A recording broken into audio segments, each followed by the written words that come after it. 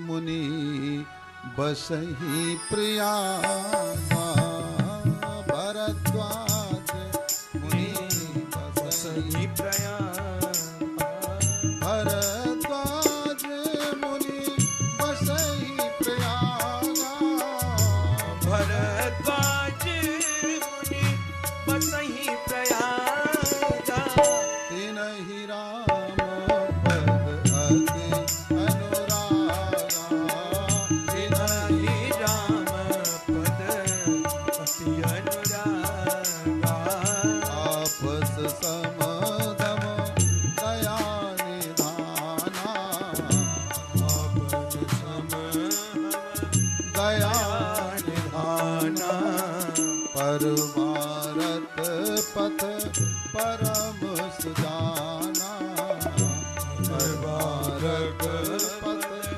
परम सुजाना। इसके बाद में सबकी वंदना करते हुए अब बाबा जी कथा प्रारंभ करते हैं। और कथा प्रारंभ कहाँ से होती है? प्रयागराज जी से। भरद्वाज मुनि बसहि प्रयागा।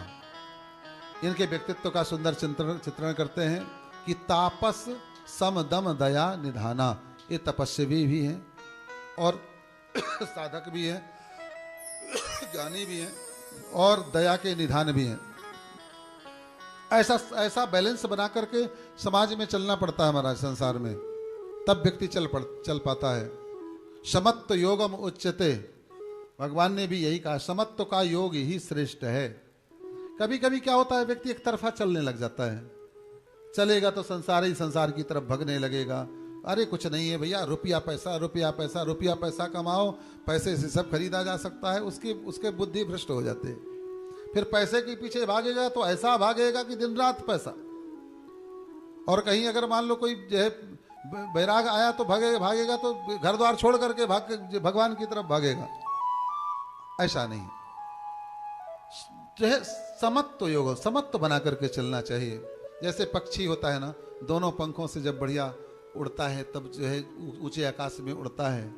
ठीक इसी तरह से हमारा एक पंख अध्यात्म का, एक पंख संसार का, भौतिकता का, ये दोनों मजबूत होना चाहिए। भौतिकता का पंख मजबूत नहीं होगा तो जो है आप आध्यात्मिकता का भी विकास नहीं कर पाएंगे।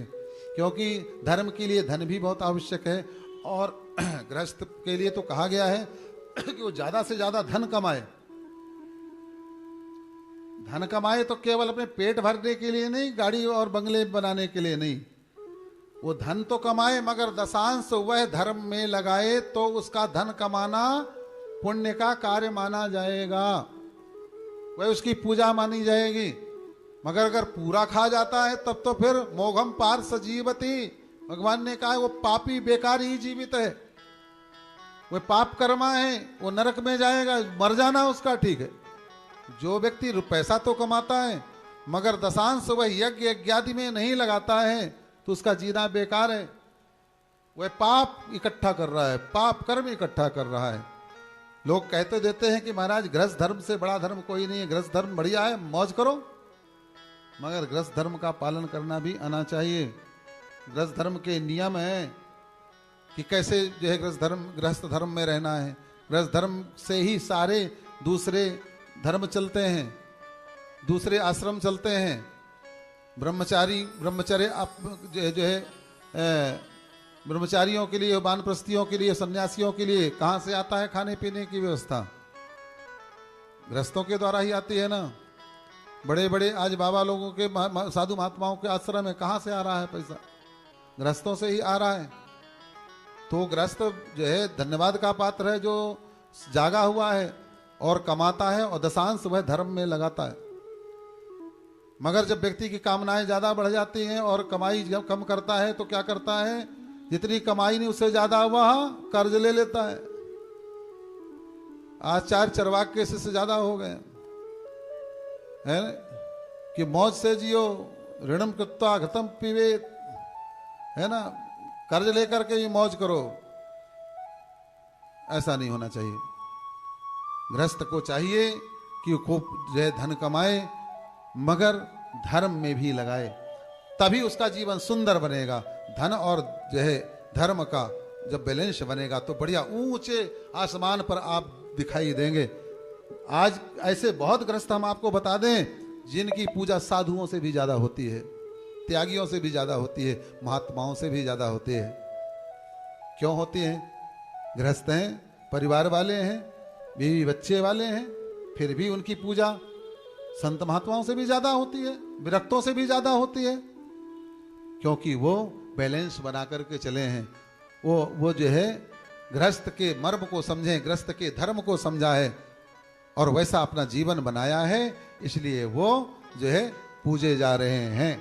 गृहस्थ में भी वो साधु ही हैं, वो बैरागी ही हैं, वो महर्षि ही हैं, वो ऋषि ही हैं, राजर्षि ही हैं, राजा हैं। राजा को ऋषि बना कहा जाता था। जो राजा हैं ऋषि जैसा जीवन जीते थे, है ना।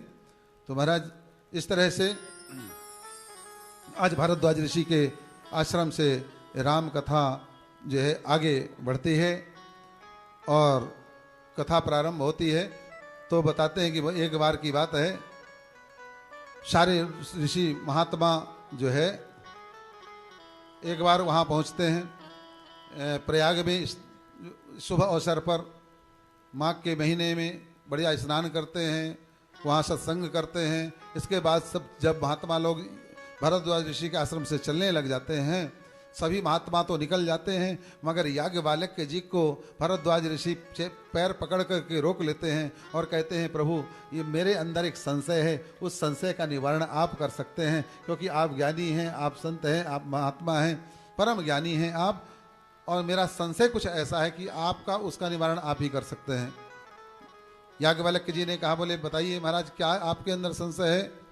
तो बोले प्रभु आप कहेंगे कि बताओ जो आप त्रिवेणी में रह करके और आपके पास भी ऐसा संशय है, मगर क्या करें, है तो है। देखो कभी भी अपने अंदर की जो है कमी को, बुराई को अपने कुछ लोगों के सामने नहीं छिपाना चाहिए। जैसे कि आपकी बीमारी है, बीमारी को डॉक्टर से नहीं छिपाइए।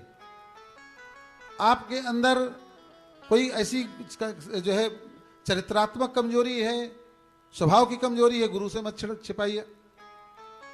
कोई केस आपका हो गया है, कुछ गड़बड़ हो गया है, वकील से मत छिपाइए, वहां छिपाना नहीं चाहिए, उससे कल्याण नहीं होता है। तो आज भारद्वाज ऋषि जो कहते हैं मेरे अंदर एक कमी है, हर व्यक्ति के अंदर कमी होती है, किसके अंदर कमी नहीं होती है, मगर पात्र के सामने उस कमी को खोलना चाहिए, सबके सामने नहीं। तो आज याज्ञवल्क्य जी के सामने अपनी कमी को बताते हैं। बोले क्या बात है?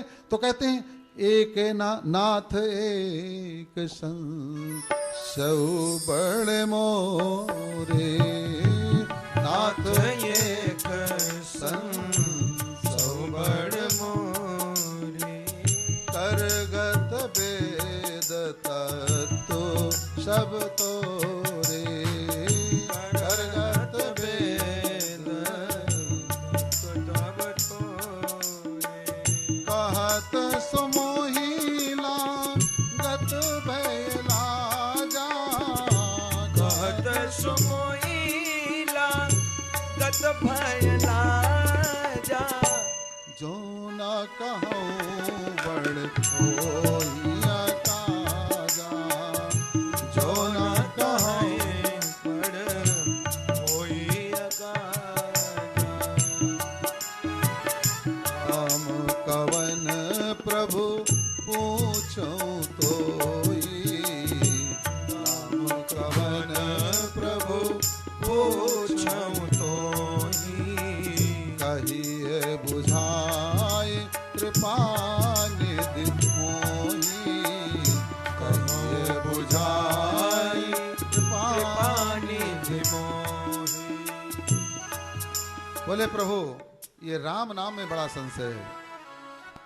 राम नाम का प्रभाव, अरे एक तो इतना बड़ा है कि भगवान भोलेनाथ जिसका जप करते हैं, और एक राम वह है जो कि दशरथ जी के यहाँ जन्म लिया, पत्नी जो है का हरण हो गया और भ्रमण जो है वहाँ वन में जाकर के विलाप करते रहे, क्रोध में आकर के रावण को मारा, पत्नी को लेके आए। आखिर रावण ये राम है कौन? ये सही राम है कि वो राम? कौन सा राम?